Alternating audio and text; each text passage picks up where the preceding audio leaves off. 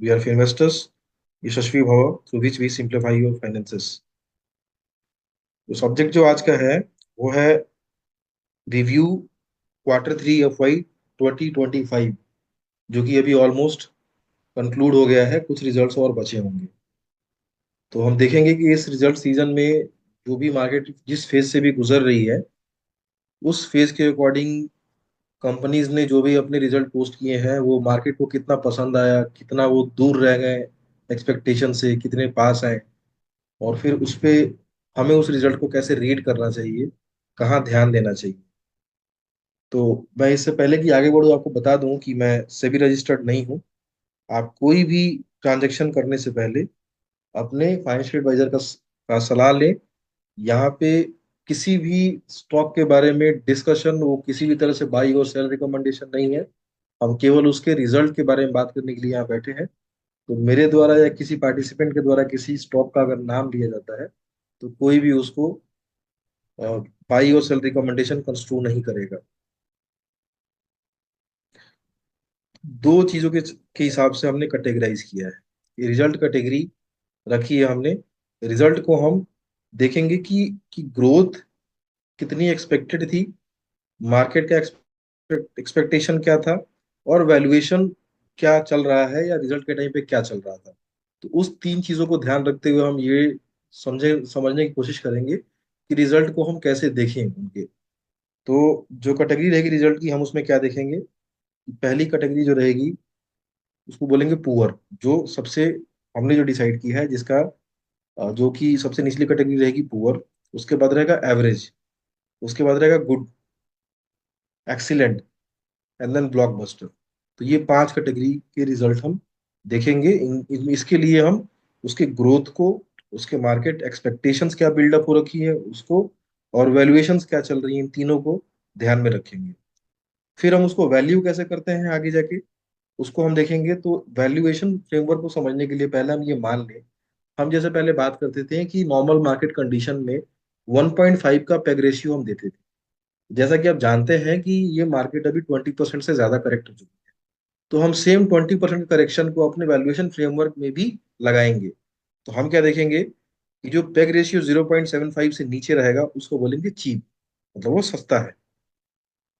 जो 0.75 से 1.10 तक रहेगा उसको बोलेंगे रीजनेबल, यानी हमारा जो पहले 1.5 का जो विंडो था वो नीचे आके 1.1 हो गया। आगे जो 1.1 से 1.5 तक रहेगा उसको बोलेंगे स्लाइटली ओवर वैल्यू, और 1.5 से ऊपर को बोलेंगे ओवर वैल्यू। ये फ्रेमवर्क आज के मार्केट को समझने के लिए अपने हिसाब से हमने बनाया हुआ है। इससे आप सहमत भी हो सकते हैं, असहमत भी हो सकते हैं। इससे ज्यादा कम अलग अलग सेक्टर्स पे एक्सेप्शंस हो सकते हैं। कोई कोई सेक्टर महंगा ही चलेगा due to their growth rate. तो हम एकदम पूरा जनरलाइज बातें वहां पे नहीं कर सकते। केस टू केस बेसिस पे देखना पड़ेगा, बट एक फ्रेमवर्क बनाना जरूरी है ताकि हम उन चीजों को समझ सकें। जो भी क्वेश्चन इससे राइज होगा उसको हम Q&A में लेने की कोशिश करेंगे। तो ये चीजें हैं। कैटेगरी रहेगी poor, average, good, excellent, blockbuster. और वैल्यूएशन आज के रेट के हिसाब से हम देखेंगे 0.75 से नीचे सस्ता है, 0.75 से 1.1 रीजनेबल है, मतलब उचित है, 1.1 से 1.5 स्लाइटली ओवर वैल्यूड है आज के रेट के हिसाब से, और 1.5 से वो ओवर वैल्यूड है। शायद आपके या आपको बेनिफिट बहुत ना करे, एक्सेप्शन फिर भी हो सकते हैं। तो ऐसे हम देखने की कोशिश करेंगे। तो शुरू करते हैं। तो हम क्या क्या रखेंगे इसमें, कौन सी कंपनी है, रिजल्ट का व्यू कैसा है, कौन कॉल अगर हुआ है तो उसके रिमार्क्स कैसे हैं, करंट वैल्यूएशन कैसे हैं, और चीजें उसके बारे में अगर है तो हम रिमार्क्स में उसको देखेंगे। तो सबसे पहले हम स्टार्ट करते हैं अनंत राज से। तो result was very good, con call not conducted, current valuation reasonable, if data center vertical go as plan. आप जानते हैं कि अनंतराज बहुत ही ज्यादा बातों में तब आई थी जब डेटा सेंटर की बात होनी शुरू हुई थी। तो अगर डेटा सेंटर का जो वर्टिकल है उन्होंने जैसे प्लान किया है वैसे ही जाता है, तो ये कंपनी रीजनेबल प्राइस पे है। Deep saga hampered growth plan, QIP in hung. QIP के थ्रू इनको पैसे रेज करने थे बहुत सारे अपने डेटा सेंटर के एक्सपेंशन को फंड करने के लिए, जो कि अभी हंग में है। और जो कॉन कॉल ये कंडक्ट नहीं कर रहे हैं उससे एक मार्केट में नेगेटिव सेंटिमेंट है। हमने इससे पहले पढ़ा था कि जो 307 मेगावाट डेटा सेंटर का जो टाइमलाइन है वो 4 से 5 साल था। आखिरी जो पीपीटी पोस्ट हुई है उसमें उसको अब 5 से 6 साल लिख दिया गया है। तो ये चीज ध्यान देने की जरूरत है। तो ये सारी चीजों को देख के हम देखेंगे कि अगर डेटा सेंटर का प्लान अगर गो थ्रू होता है तब ये कंपनी रीजनेबल है। डेटा सेंटर का प्लान अगर यहाँ से डिले होता है, डिरेल होता है, तो फिर इसका करंट वैल्यूएशन उस हिसाब से नहीं है जितना कि मार्केट ने डिस्काउंट दे रखा है ओवरऑल मार्केट को। नेक्स्ट कंपनी है सिंसिस्टेक। Result was excellent, can do 550 crore revenue in FY26 with stable or increased margin, headed for even better Q4। तो आखिरी क्वार्टर का Q3 का इनका जो रेवेन्यू था वो 110 करोड़ से ऊपर था, जो कि वैसे भी इनके पिछले क्वार्टर से इवन क्यू ऑन क्यू या वाई वाई भी बहुत अच्छा था। और इस क्वार्टर में ये टारगेट कर रहे हैं कि 200 से ऊपर करोड़ का हम काम करें। वो कितना हो पाएगा नहीं हो पाएगा they are not sure, but they are at least targeting and they are headed for a better Q4। Valuations आज के हिसाब से जो इनके पास ऑर्डर बुक है 1300 करोड़ से ज्यादा का, उसको देखिए तो अगले 2 साल का काम इनके पास है। इस साल का जो रेवेन्यू इनका हो सकता है वो 300 से 350 करोड़ के आसपास हो सकता है, या मे भी 400 टच कर जाए अगर वो 200 कर लेते हैं तो लास्ट क्वार्टर में। तो उसको देखते हुए, बाकी काम को देखते हुए और एग्जीक्यूशन को देखते हुए कंपनी जो है अभी रीजनेबल वैल्यूएशंस पे है। अब आता है sky gold. Results was blockbuster. Revenue guidance जो है वो रिवाइज किया गया है 5700 2026 के लिए, जो कि पहले इनका रेंज रखा था इन्होंने। इस साल वो 3300 करोड़ का रेवेन्यू उन्होंने रखा है अपने लिए टारगेट, जो कि वो ओवर अचीव करेंगे। कॉन्फ्रेंस कॉल के जब थ्रू जाएंगे एक बार तो आपको दिखेगा कि कॉन्फ्रेंस कॉल में दो जगह मेंशन्ड है कि Q3 से बढ़िया Q4 हो सकता है। Q3 1000 करोड़ का था, अगर 1000 करोड़ का Q4 भी करते हैं तो 3300 की जगह पे वो 3500 हो जाएगा। और उसके बाद उनका जो पहले गाइड गाइड कर रखा था जिन केजी के हिसाब से उन्होंने, तो वो रेवेन्यू बन के आ रहा था 5000 करोड़ का, जो कि उन्होंने अभी 5700 कर दिया है। और FY27 को उन्होंने 6300 से 7200 कर दिया है, विथ 3.5% से ज्यादा मार्जिन के, स्पैट मार्जिन के साथ। तो इस ग्रोथ को अगर हम देखें तो company still trading eight reasonable valuation. Execution consistency makes them interesting, management walking the talk. ठीक है, ये आज अभी जो स्काई गोल्ड ने गाइडेंस दे रखा है वो उनके अभी जो एग्जिस्टिंग क्लाइंट्स है उनसे जो ऑर्डर्स एक्सपेक्टेड है उसको ध्यान में देके उन्होंने दिया हुआ है। गाइडेंस रिवाइज करने का इनके पास दो रीजन रहा। एक, इन्होंने पीएन गडगिल को ऑन बोर्ड किया है। दूसरा, उन्होंने आदित्य बिरला का जो इंद्रिया करके जो नया जो ब्रांड है उनका, उसको भी उन्होंने ऑन बोर्ड किया है। तो उसको काउंट करने के बाद उन्होंने अपना गाइडेंस रिवाइज किया है। तनिष्क के साथ ये लगातार पिछले 2 ढाई साल से बात कर रहे हैं। तनिष्क ने तो नहीं, टाटा ने इनको कार्टलेन तो दिया था, बट तनिष्क ये ऐसा कह रहे हैं, हालांकि ये बहुत दिनों से कह रहे हैं कि कभी भी हम उससे कुछ ना कुछ ले लेंगे। अगर ऐसा होता है तो फिर ये गाइडेंस और आगे रिवाइज हो सकता है। बट ये बात तो 2 साल से कह रहे हैं, तो इस बात को हमें नहीं देखना चाहिए। जब वो होगा उसके हिसाब से देखना चाहिए, बट फिलहाल जो भी अभी एग्जिस्टिंग चीजें हैं उसके हिसाब से भी कंपनी जो है रीजनेबली वैल्यूड है, अगर ये जो भी टारगेटेड चीज है वो एग्जीक्यूट होता है तो। Next result is Zaggle prepaid, that is above average result. तो इसको हम क्या देखते हैं कि रेवेन्यू इन्होंने जो गाइड किया था साल की शुरुआत में वो था 45 से 50% का रेवेन्यू ग्रोथ, जो कि उन्होंने Q2 के बाद रिवाइज करके बोला 50 से 55% का रेवेन्यू ग्रोथ रहेगा। अब Q3 में उसको और फर्दर रिवाइज किया, 58 से 63% का ग्रोथ रहेगा, विथ 9 to 10% मार्जिन। 5 एक्विजिशंस जो है, 5 एक्विजिशंस पाइपलाइन में है, जिनमें से 2 एक्विजिशन ये नियर टर्म में एग्जीक्यूट कर सकते हैं, जो कि इनके मार्जिन से बेटर बेटर मार्जिन वाली कंपनीज भी हैं। Targeting 15 to 16% margin in next 3 to 4 years with huge growth. मतलब इनका जो खुद का ऑर्गेनिक ग्रोथ है वो भी काफी अच्छा है इनके पास, जो भी अभी सिस्टम है। इनऑर्गेनिक ग्रोथ के चलते ये कुछ बड़ा ग्रोथ प्लान कर रहे हैं। अभी के हिसाब से it is slightly over valued, क्योंकि Q4 का भी जो रिजल्ट आएगा वो भी ऐसे ही जो मार्जिन Q3 में रिपोर्ट हुए हैं उसी तरह के मार्जिन आने की संभावना है। हालांकि कंपनी ने कॉन्फ्रेंस कॉल में इसको अप्रूव नहीं किया कि Q3 वाले ही मार्जिन रहेंगे, बट वो कंफर्म भी नहीं थे कि इसे अच्छा हम Q3 में ही कर Q4 में ही कर देंगे। But they are very confident for further FY26 27 and 28 going forward. तो इसमें क्या दिक्कत हुई, street doesn't like scaling up without converting it to PAT growth. ये जो भी ग्रोथ आपको दिखा रेवेन्यू में, उसी के इनलाइन पैट ग्रोथ नहीं दिखा, given the valuation is high. जो भी मार्केट ने वैल्यूएशन इसको दे रखी थी, उसको पहले से पता था कि हाँ ये बहुत अच्छे से स्केल करने वाले हैं, बट पैट हिट हो जाएगा ऐसी संभावना किसी ने इसको प्राइसिंग नहीं किया था। ये मार्केट को पसंद नहीं आई। दूसरी बात की मार्केट की जो खुद की कंडीशन है वो भी बहुत ब्रूटल है, तो काफी अच्छी बीटिंग हुई। तो उसके बाद अभी क्या देखा गया है पिछले 3 दिनों में, open market purchase seen by the promoter. जो दोनों प्रोमोटर, इनके मुख्य प्रोमोटर हैं, दोनों ने 2-3 दिनों में बाइंग करनी स्टार्ट की है ओपन मार्केट से। तो ये एक पॉजिटिव सेंटीमेंट क्रिएट करता है। Company is slightly overvalued for FY 25, but reasonable for FY 26-27 if growth continues. Tareel, the result was excellent. I'm not saying it's blockbuster due. The expectations of the market was to do a revenue of at least 600 crore in Q3, but they fall short slightly. They did, I think, more than 560 crore, but the valuation was in normal market was such that the brutality of the market actually hammered them very badly. So now they are targeting for 3005 crore revenue in FY 26। And इन्होंने latest एक नुआमा conference में participate किया है, जहां पे इन्होंने FY 26 का जो गाइडेंस है वो 3600 करोड़ बोला है। तो 100 करोड़ ज्यादा बोला है वहां पे। तो ये क्यों बोल रहे हैं, क्योंकि उनका जो फैसिलिटी उन्होंने नई लगाई है उसका रैंप अप स्टार्ट हो गया है। ऑर्डर बुकिंग Q4 से उन्होंने बोला था कॉन कॉल में कि हम लेना शुरू कर देंगे, और अगले साल उसका एग्जीक्यूशन शुरू कर देंगे। इस साल का गाइडेंस था 2000 का, अगले साल का है 3500 का आखिरी कॉन कॉल के हिसाब से, और नुआमा कॉन्फ्रेंस के हिसाब से 3600 का मार्जिन एक्सपेंशन के साथ।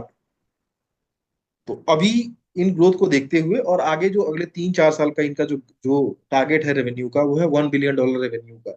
अभी जो इंडस्ट्री है ट्रांसफार्मर की, खासकर हाई वोल्टेज ट्रांसफार्मर की जो इंडस्ट्री है, उनमें काफी सप्लाई शॉर्टेज है। इवन जो जो वर्ल्ड के ग्लोबली जो बड़े बड़े भी ट्रांसफार्मर कंपनीज है, हाई वोल्टेज ट्रांसफार्मर्स वाले, उनके पास भी काम डिमांड इतना है कि उनको टाइमलाइन मीट करना मुश्किल हो रहा है। सेम चीज टेरील के पास भी है। टेरील ने अपने कस्टमर्स को अब केवल उनको ही रखा है जिनके साथ उनका कैश फ्लो का साइकिल ठीक रहे, प्रॉफिटेबिलिटी सही रहे उनकी, और टाइमलाइन को मीट कर पाए। तो इन सब चीजों को उन्होंने ध्यान रखा है। Less competition if high voltage transformer, management is walking the talk, enjoying power sector tailwind. So EFCIL result was good. इनके जो Q3 के रिजल्ट से पिछले साल के, वो एक हाइयर बेस पे थे। वो पिछले साल Q3 में इन्होंने फर्नीचर की ट्रेडिंग की थी, उनसे उनका एक अच्छा खासा मुनाफा आया था, कुछ 40 करोड़ रुपए का एक रेवेन्यू उनको जनरेट हुआ था। तो उसी Q3 के फर्नीचर ट्रेडिंग से इनको आइडिया आया कि ये हम ट्रेडिंग ना करके हम खुद ही मैन्युफैक्चर करते हैं। तो उसने उस ट्रेडिंग को बंद करके और फिर अपनी मैन्युफैक्चरिंग, अपना एक अलग से सेगमेंट खोला हुआ है, जिसमें से पहली बार रेवेन्यू जनरेट हुआ Q3 में। तो वो ट्रेडिंग का बिजनेस जो पिछले एक क्वार्टर में जनरेट हुआ, तो वो Q3 में ही हुआ था। उस Q3 को इस Q3 से कंपेयर करें, अगर उस ट्रेडिंग वाले बिजनेस को निकाल के करें, the result was more than good, is excellent result. But चूंकि हमें पेपर पे कंपेयर करना है, तो result was slightly good even on the higher base. पसंद क्या नहीं आया मार्केट को कि इन्होंने डबलिंग रेवेन्यू की बात करी थी। हालांकि हमने जब इनका कॉन्फ्रेंस, जब हम खुद करते थे इन्वेस्टर्स कॉन्फ्रेंस, तो हमने इन चीजों को हमेशा कंजर्वेटिव लेवल पे रख के देखा था, और हमने 50% की ग्रोथ की बात करी थी उस टाइम पे भी, क्योंकि 100% ग्रोथ रेट जो है थोड़ा रीजनेबल और थोड़ा सा ओवर एम्बिशियस लग रहा था। अभी मैनेजमेंट उसी ग्रोथ के नंबर्स पे आ गया है। तो वर्किंग स्पेस जो है विथ इकोनॉमी, ये अच्छा करेगा, अभी भी अच्छा कर रहा है। AWFIS के रिजल्ट जो थे बहुत अच्छे थे, उनकी कमेंट्री भी मैंने पढ़ी, वो भी बहुत अच्छी थी। और AWFIS का ये भी कहना है कि Q4 जो है वो Q3 से ज्यादा अच्छा होगा। तो ये भी उसी स्पेस में काम करते हैं, तो इनकी भी वैसे ही संभावना एक बनती है।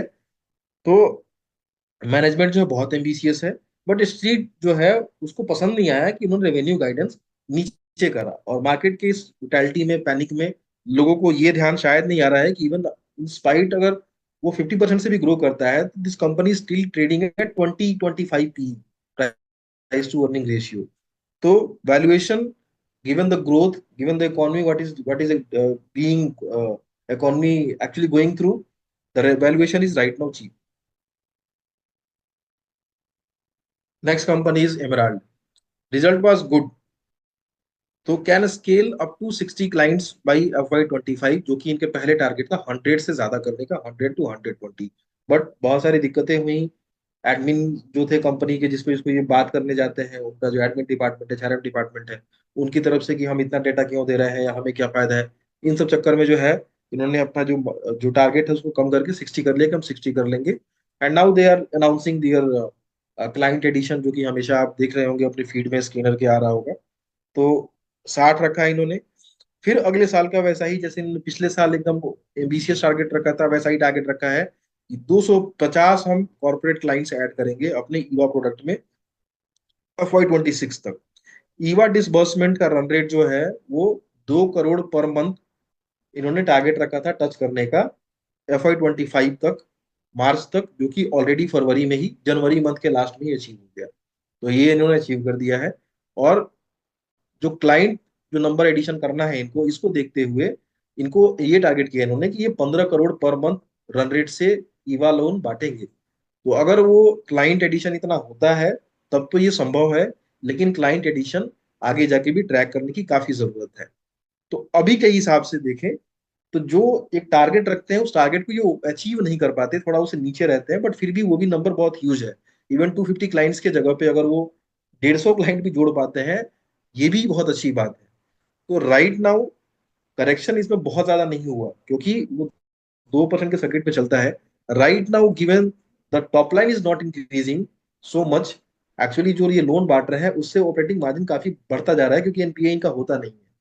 तो उस हिसाब से देखें तो थोड़ा सा this is reasonable to slightly over valued, reasonable to over valued, not over valued हम लोग कह सकते हैं इसको, reasonable to over valued. But अगर ये नंबर जो इनके टारगेटेड, अगर ये अचीव होते हैं, तो this is directly coming to cheap business, interesting business until NPA happens, client onboarding will be a challenge. तो ये हमें ट्रैक करने की बहुत जरूरत है। अगर यहाँ पे ये सही करते चलते हैं, विदाउट एनपीए करते चलते हैं, जो भी अगले इनके प्लान है, like invoice discounting, then small token loans, जो कि एनपीए क्रेडिट है, वहाँ हो सकते हैं। तो उन चीजों को बहुत ही क्लोजली मॉनिटर करना पड़ेगा। अदरवाइज ईवा प्रोडक्ट के जो हिसाब से उन्होंने टारगेट कर रखा है, अगर ये पहले क्वार्टर से या पहले मंथ से अगर एकदम रैपिड एक्सपेंशन की तरफ जाते हैं, then this business might be interesting. Right now, seeing the pace of their client onboarding and their uh, uh, under perform करना क्लाइंट एडिशन के मामले में, ठीक है, तो business is slightly over valued, seeing the market has corrected so much. But this business has not corrected just because it is in 2% circuit. Now coming to Kamat Hotels, the result was excellent, can over achieve 100 crore EBITDA, जिन्होंने guidance को revise किया था बीच में आके, तो उसको ये over achieve कर लेंगे। Strengthen the balance sheet, balance sheet को उन्होंने काफी मजबूत बनाया, अभी सारे अपने कर्जे खत्म कर रहे हैं। अभी जो भी कर्जे बचे हुए हैं वो लो इंटरेस्ट वाले कर्जे हैं, 10.5% के कर्जे बचे हुए हैं 120 करोड़ का। और बहुत सारे जो इनके होटल्स एंड नए फैसिलिटीज हैं वो पाइपलाइन में है ओपनिंग के। तो FY 26 भी जो है वो काफी बेटर हो सकता है, एक ठीक ठाक ग्रोथ आ सकती है। Valuation is, when comparing to their peers, it is trading at very cheap valuation. Management on track after initial hiccups, जो पहला क्वार्टर में जो हिकअप्स था उसको बाद ये संभल गए हैं। इन्वेंट्री पाइपलाइन गुड, कंजम्पशन थी in focus. Now coming to किल्मन, so result was good. Result was good, इनका कुछ रेवेन्यू जो है वो अगले क्वार्टर के लिए शिफ्ट हुआ है, ड्यू टू इनके जो इनका कहना था, इनके क्लाइंट का रिक्वेस्ट था रोल ओवर करने का Q4 में। तो वहां दिखने शुरू होंगे। पहले गाइड किया था इन्होंने 500 करोड़ रेवेन्यू करने का, अब बोला है 450 से 500 करोड़। और FY 26 के लिए बोला था इन्होंने 700 करोड़, अब बोला है 650 से 700 करोड़ के बीच में। काफी ये लोग एक्सपेंशन के चक्कर में रहते हैं, इनऑर्गेनिक ग्रोथ की भी काफी कोशिश करते हैं, जो कि आपने रिसेंटली देखा होगा। कुछ कुछ कंपनी ने एक्वायर की है, पिछले साल इन्होंने एमी एनर्जी किया था, इस साल इन्होंने मोंगा किया हुआ है, ठीक है। फिर इन्होंने एक अमरनाथ फैसिलिटी को खुद से एक्वायर किया वहां कुछ करने के लिए। तो उस हिसाब से जो देखें तो even even even after slight reduction in guidance, they are actually achieving 40%, if achieved they are actually going for 40% growth in their top line. तो उसको देखते हुए the valuation is still reasonable. जो इंडस्ट्री इनकी है, ड्रायर की, exchanger की, ठीक है, industries in tailwind, projected growth is still good. Promoter buying seen, promoter भी बाइंग इसमें हम लगातार देख रहे हैं। इवन यहाँ से जो ऊपर के प्राइस थे इस मार्केट के करेक्शन से पहले भी, तो भी वहां पे बाइंग ने की थी। The price was that time 470 480। और अभी भी इन्होंने, अभी जो सीएमपी है उसके आसपास भी इन्होंने बाइंग करी है। तो promoter confidence is good in this stock. तो Suyog telematics, the result was quite average. इनका जो पिछला Q3 था वहां पे operating margin was north of 80%। तो दैट वाज ओबियसली, एक्चुअली वो 80% मार्जिन होना बहुत मुश्किल था वहां पे। क्यों 80% आया था, क्या कोई वन ऑफ आया था? तो I didn't attend the conference call but I try to see by using AI. सो आगे उसमें क्या मिला? Management maintain guidance of tenancy of up to 800 by FY 25 and 1500 by FY 26, willing to participate in fresh fund raise. तो fund raise इन्होंने बोला है कि हम फिर से करेंगे और वहां हम बिल्कुल पार्टिसिपेट करेंगे। एक क्वेश्चन था पार्टिसिपेंट का, उसने पूछा था, बोला बिल्कुल डेफिनेटली हम फंड रेज में पार्टिसिपेट करेंगे। राइट नाउ हम बहुत बड़ा फंड रेज करने के बारे में नहीं सोच रहे हैं। हम अपने जो हमने कैंसिल किया है प्रेफरेंशियल अलॉटमेंट, उसको हम लोन के थ्रू फंड करने की बात सोच रहे हैं अपने कैपेक्स को पूरा करने के लिए। तो seeing this, if they are doing and achieving their tendencies at guided, the current valuation is cheap. Cancellation of fundraise taken very negatively by the market. All plans intact. High OPM and PAT needs to be tracked. जो इनका बहुत ज्यादा जो operating margin आता है, अभी भी ये बोल रहे हैं कि लाइक कुछ 62% टाइप ओपीएम रहेगा और पैट जो है वो 33-35% के बीच में पैट रहता है, तो वो मेंटेन होगा। तो this number are very very big numbers. तो इनका कॉम्पिटिटर एक इंडस टावर है, उनका थोड़ा सा कम रहता है इनसे, बट इसके अलावा इनका इस एरिया में टावर लगाने में कोई दूसरा अ, इतने बड़े लेवल पे तो नहीं है फिलहाल लिस्टेड लिस्टेड स्पेस में। तो इसको देखना पड़ेगा कि मार्जिन खराब ना हो। बट दे आर, इस क्वार्टर में भी इवन फ्लैट रेवेन्यू के बाद भी मार्जिन एटलीस्ट जो बोला था वो एटलीस्ट मेंटेन था। लेकिन पुराना बेस Q3 का बड़ा था, तो बहुत ही बड़ा यहाँ पे कुछ दिखा नहीं। Now coming to Senco Gold, the result was poor. Margin 7 to 8% and 7200 crore revenue. This is actually 7500 crore revenue for FY 26 they are now guiding. तो ये 72 नहीं है, this is 7500 crore revenue for FY 26। Gross margin hit this quarter due to price raw material volatility. तो raw material मतलब इनका gold ही है, तो gold के प्राइस फ्लक्चुएशन से इनको थोड़ा बोला इन्होंने कि नुकसान हुआ। ठीक है, जैसे भी इन्वेंट्री लेकिन मैनेज करनी चाहिए थी, क्योंकि गोल्ड ज्वेलरी के जो बिजनेसेस हैं बहुत अच्छे उन्होंने उन्होंने रिजल्ट रिपोर्ट किए हैं, तो मार्केट ने भी बहुत ही नेगेटिव लिया इस चीज को। और जो उसके बाद जो स्टॉक प्राइस का हाल हुआ आपने देखा। तो right now for FY 25 this is slightly over value for FY 25। Operating margin is concern, FY 26 may be very interesting. Can do 300 crore PAT, trading cheap for FY 26 as business to consumer company. Margin may return back to previous level in FY 26। ये 3% का जो margin report किया है, ये ऐसा नहीं होता है। 3% का मार्जिन रिपोर्ट आगे होने की संभावना बहुत ही कम है। खासकर B2C बिजनेस में एक फिक्स मार्जिन तो रहती ही है, तो 7-8% का मार्जिन इज इजिली अचीवेबल, पहले भी करते आए थे, लिस्टिंग के पहले भी करते आए थे। तो वो भी अगर मार्जिन देखे तो वो भी कम से कम 8% का मार्जिन था उनका, तो वो मार्जिन वापस अचीव करते हैं। तो FY 26 PAT will be 300 crore के आसपास इजिली हो जाएगा। उस नंबर्स के साथ अगर आप अभी का वैल्यूएशन कंपेयर करें, तो for FY 26 it is trading cheap right now, but for FY 25 it is slightly over value due to अगला जो क्वार्टर रिजल्ट Q4 का आएगा, वहां मार्जिन उनका पिछले क्वार्टर का Q4 का 8% था। इस बार मार्जिन बोला है Q4 में 7% रहेगा। फिर मार्केट को वही दिखेगा, 7% और 8%। तो वहां पे एक सेंटिमेंट नहीं बनेगा, ऐसा हो ना हो इसकी संभावना मार्केट ही डिसाइड डिसाइड करेगी। बट ऑप्टिकली जो सामने दिख रहा है वो ये दिख रहा है कि Q4 में मार्जिन उसी लेवल पे वापस रिवर्ट नहीं होने वाले हैं, but Q1 Q margin recover होगा। YOY मार्जिन फिर से नीचे दिखने की संभावना हो सकती है। तो मार्केट में not like it, but for FY 26 it is trading cheap now at this valuation. Now coming to RVZ jewellers, result was blockbuster. में over achieve stated 35 crore PAT for FY 25। इन्होंने FY 25 में बोला था कि हम 35 करोड़ का पैट हम करेंगे, जो कि अभी इन्होंने 30-31 करोड़ अभी कर लिया है Q3 तक। तो मे बी Q4 तक 35 करोड़ के फिगर को क्रॉस कर देंगे वो। और इन्होंने बोला है कि B2B एंड B2C में हम 50-50% का जो मेंटेन करते हैं वो मेंटेन करते रहेंगे, हमारे लिए यही सही चल रहा है। और अगले साल बोला है कि 45 करोड़ का हम पैट कर लेंगे। और केजी के हिसाब से अगर और रेवेन्यू के हिसाब से बात करें, तो रेवेन्यू जो बोला उन्होंने कि पहले जो गाइड किया था 500 से 600 करोड़ के बीच में रहेंगे, अब बोल रहे हैं कि 520 से 530 के बीच में हम बिल्कुल कर लेंगे। तो वो रेवेन्यू के बिल्कुल जोन में है। और अगला साल बोल रहे हैं कि हम 750 करोड़ के आसपास हम कर लेंगे रेवेन्यू। और जो कि कंजम्पशन का थीम चल रहा है उसको देखते हुए, they are actually 30-40% growth they are actually willing to do. तो उस चीज को देखते हुए अगर वो अचीव होता है तो valuation is right now cheap. Management is walking the talk, guiding very consciously, industry is in tailwind. तो कंजम्पशन का जो पैटर्न है, जो कंजम्पशन का बिजनेस है, जो भी अभी जो टैक्स ब्रैकेट अलाउड हुआ है, you will see ये immediately नहीं आएगा किसी का numbers में. It will have a lagging effect. You will see the expenditure when everyone's uh, everyone's pay slip you say, or monthly payment you say, will have their tax deduction being credited directly to the bank.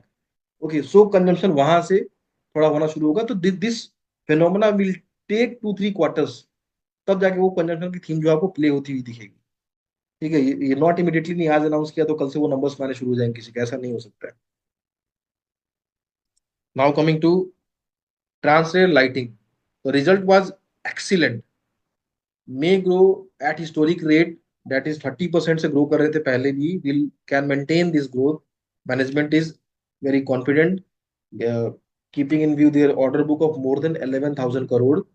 तो उसको देखते हुए काम की कमी नहीं है इनके पास। तो जो ऑर्डर बुक इनका है वही इनको 2 साल की विजिबिलिटी देता है। तो transmission sector is in mega tailwind, Bangladesh projects to be monitored closely, execution is good.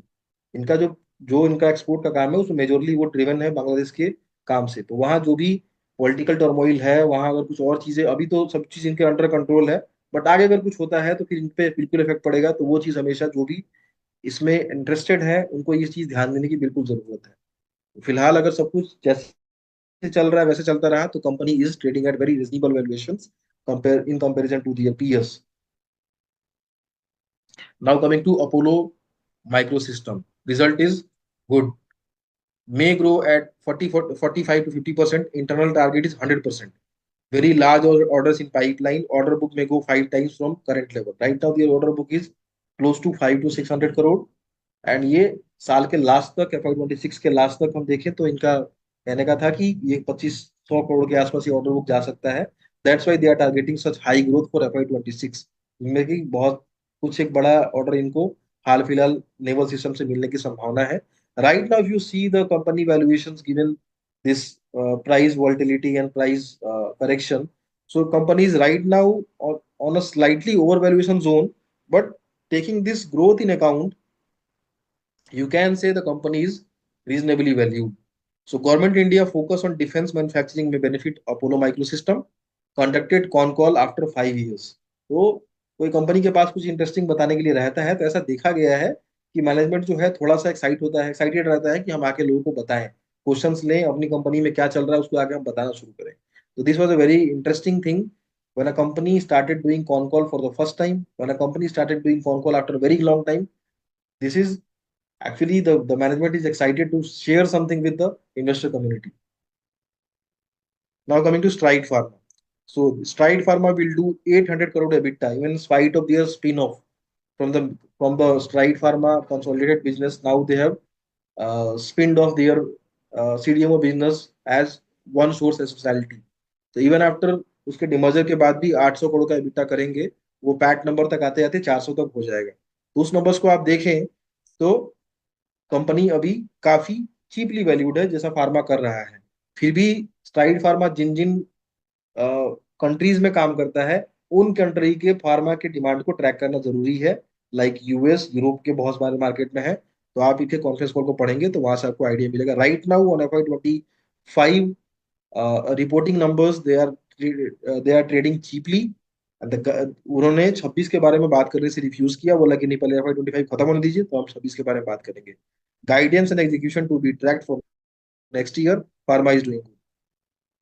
Now coming to One Source Specialty जो कि स्ट्राइड फार्मा से ही स्पिन ऑफ हुआ था। तो रिजल्ट वाज गुड, रिजल्ट इनका अच्छा था जैसा कि इन्होंने गाइड किया था कि 160 मिलियन के आसपास एबिटा रहेगा उनका इस साल का। तो वो बिल्कुल अभी 122 मिलियन के आसपास एबिटा हो चुका है। मैं मिलियन डॉलर में बात कर रहा हूँ, the figure is in million dollar. 122 कर लिया है, अगला क्वार्टर को मिला के वो पूरा हो रहा है बिल्कुल। इस साल के लास्ट तक पैट पॉजिटिव भी हो जाएंगे।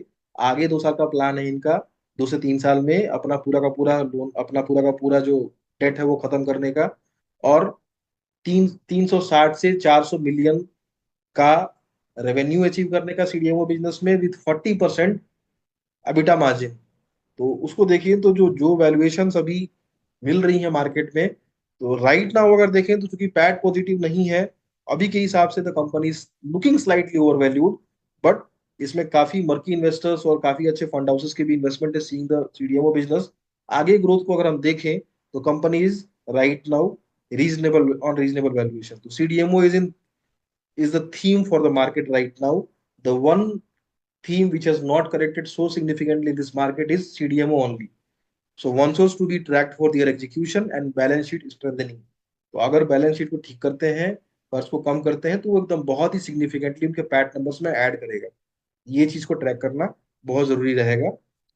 काम बहुत अच्छा है इनका, बहुत पहले एक्सपेंशन कर रखा था, इसके चलते इनके पास काफी कर्जे हैं, जो कि अपने कैश फ्लो से ही कर्जे खत्म करने की इनकी संभावना है gradually year on year. Now coming to Saglity, the result was blockbuster. Margin expansion happening, retained their guidance. इनका ऑर्गेनिक गाइडेंस था 15% का, और उसके अलावा ये इनऑर्गेनिक के भी ग्रोथ की भी बात कर रहे थे, कुछ कुछ कंपनी को एक्वायर करने की। इवन रिसेंटली एक कंपनी भी इन्होंने एक्वायर की है, उसके थ्रू भी कुछ इनके पैट में ठीक ठाक अच्छा जंप आ सकता है। They have guided for 24 to 25% operating margin for the year. आखिरी क्वार्टर का operating margin was 27% and the last Q4 margin was 21%। तो 27% गाइडेंस, 27% का जो अचीव हुआ है Q3 में वो तो नहीं रहेगा, बट 24-25 का ओवरऑल रहेगा। तो right now when you see its price to earning ratio, it feels that it is slightly overvalued, but इनके बैलेंस शीट में बहुत सारे वन ऑफ है, जो कि इन्होंने कुछ एक्सपेंडिचर कर रखे हैं, जो कि आगे जाके FY26 FY27 में धीरे धीरे ग्रेजुअली खत्म होंगे। अगर उसको हम निकालते हैं, looking interesting, discounting many one of expenditure gradually reduced, very low float holding. इसका मतलब है कि अगर उनको हम निकालते हैं, जो एक चार्ट हमने समझाया था एक बार रात में, उसको धीरे धीरे हम निकालेंगे तो पैट नंबर्स काफी अट्रैक्टिव दिखने शुरू होंगे। तो business is looking very interesting. उसके अलावा इसमें एक और चीज क्या है कि जो जो इनकी शेयर होल्डिंग पैटर्न है, शेयर होल्डिंग पैटर्न में जब आप देखेंगे तो क्लोज टू 85% होल्डिंग प्रोमोटर्स के पास है, और इसमें जो जो पब्लिक है वो हार्डली 4% के पास पब्लिक है। तो काफी स्ट्रांग होल्डिंग प्रमोटर्स की है। As per given guidance by exchanges and SEBI, it has to reduce its promoter holding up to 75%। तो आगे जाके कैसे ये प्रेफरेंशियल के थ्रू ला के देंगे, या कैसे किस तरह से फंड रेज करते हैं या क्या करते हैं, वो करके इनको शेयर होल्डिंग पैटर्न अपना 75% के आसपास लेके आना पड़ेगा अगले 3 साल के अंदर। तो वो देखने की बात होगी उसकी, but strong holding of promoters is actually nice for the company. Now coming to Samhi Hotels. तो सामी होटल्स के result was average, the expectations was way beyond, the result was average. Q4 will be better, Q4 इससे भी अच्छा होगा। FY26 will have some major upcoming facilities. तो FY26 जो भी इन्होंने एक्सपेंशन किया है, इनका पहले प्लान था इस साल से कि हम पहले कर्ज घटाएंगे।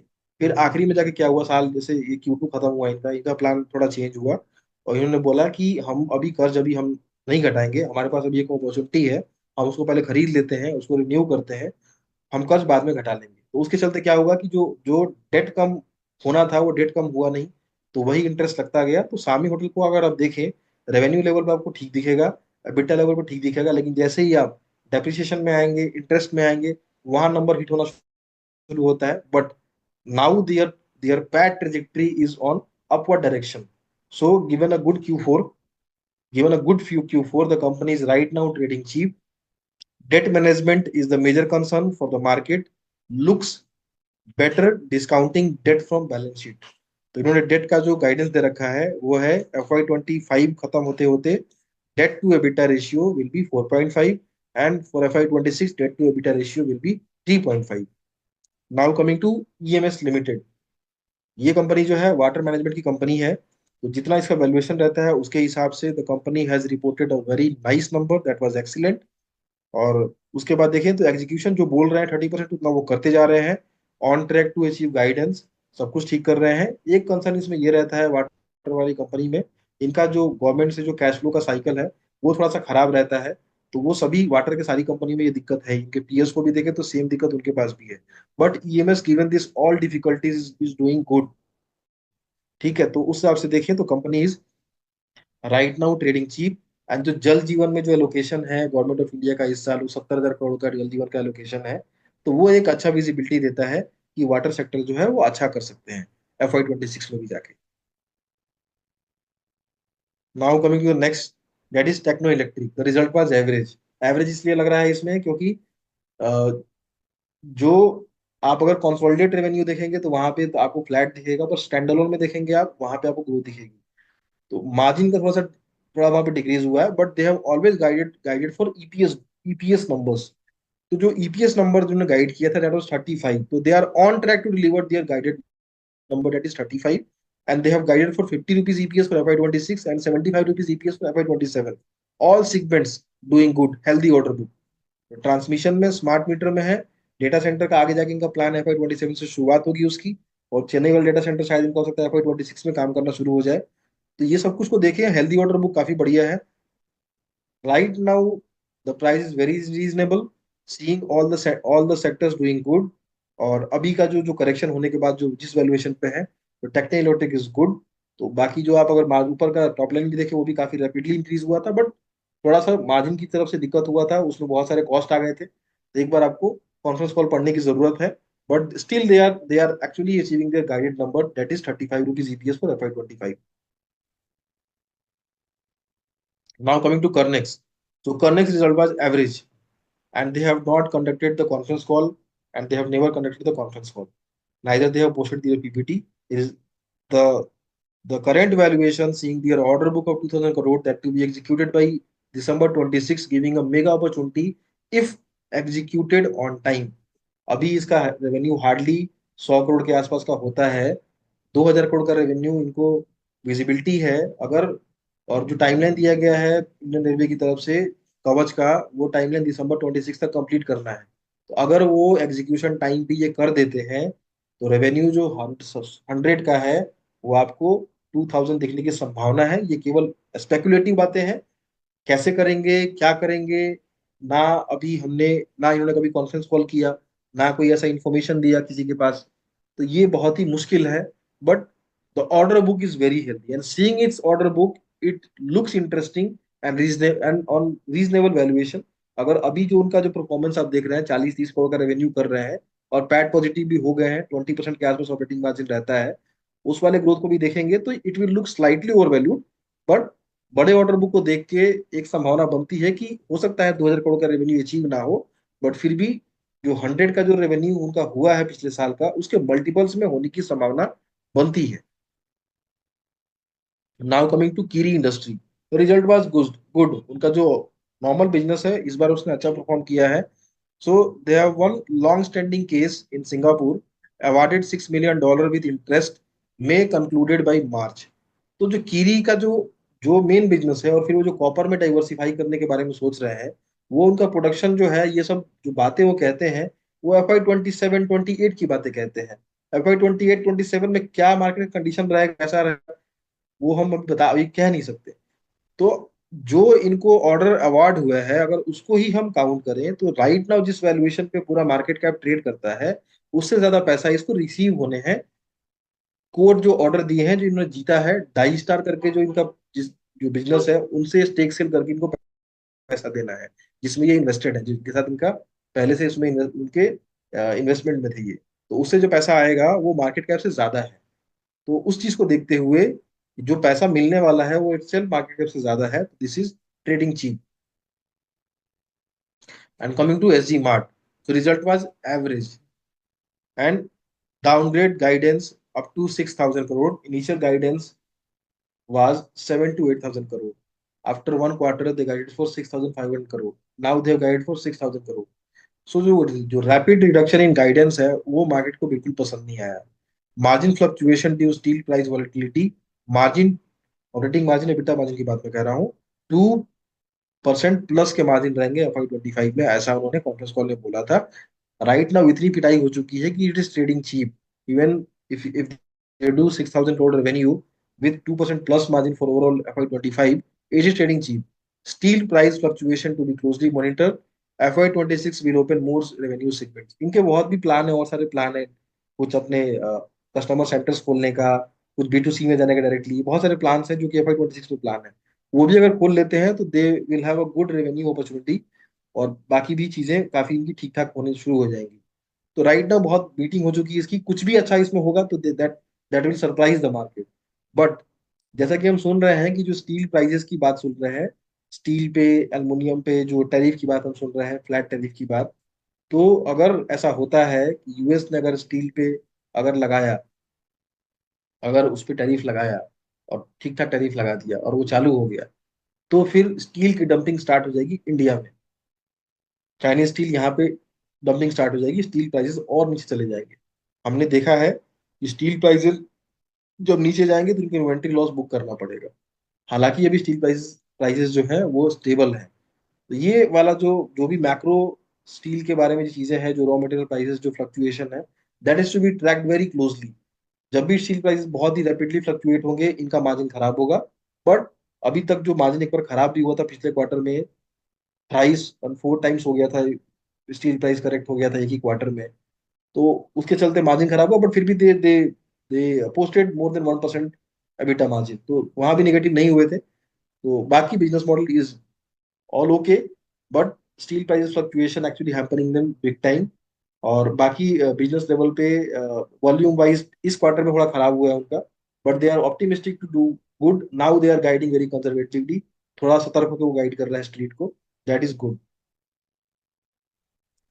And skipper India, so result was excellent. इनका जो मैनेजमेंट है, they always guide for 20-25% revenue growth with stable margin or slightly increased margin, but they have always overachieved their guidance। ये एक अच्छे जो मैनेजमेंट है उनकी एक अच्छी अच्छी निशानी है कि कम बोले और ज्यादा करें, तो ये करते आ रहे हैं लगातार। तो जो करेक्शन हो चुका है मार्केट में, seeing this, the valuation is very reasonable. Order book जो स्लाइटली कुछ दिनों में देखे गए हैं, वो ऑर्डर बुकिंग हो नहीं रही है। तो order book needs to be track, कितना ऑर्डर बचा है, वो कितने साल का काम है, ये चीज ट्रैक करनी पड़ेगी। ट्रांसमिशन के, ट्रांसफॉर्मर्स के, जो भी इस तरह के मैन्युफैक्चरिंग की जो भी कंपनीज हैं, उनको ऑर्डर्स मिलते हैं, ऑर्डर्स को एग्जीक्यूट करने के टाइमलाइंस मिलते हैं। ये चीज एक इन्वेस्टर को, एक इंटरेस्टेड पर्सन को ट्रैक करना काफी जरूरी है, ताकि वो अनुमान लगा सके कि कितना इसमें से, मतलब उसको मैंडेट है कि इसको ऑर्डर इतना करना ही पड़ेगा। बाकी कॉन्फ्रेंस कॉल भी ट्रैक करना काफी जरूरी है। तो with this I finish, I